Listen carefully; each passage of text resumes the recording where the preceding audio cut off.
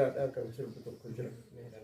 Inni sunis gaaddisa Oromoota gaaddisa bal'aa guddaa gaaddisa hayyuu heeraa caayaa beekamaa odaa yaa galma abbaa bokkuu teessoo sirna abbaa gadaa. Waa'ee Oromoo hundaa si jaalan murteeffannaa siin gargar bahuun taanuu suuma wajji jiraanna odaa galma Oromoo baay'eedha si jaalanna bakka jirtu hundatti kanaaf si kunuunsinaa.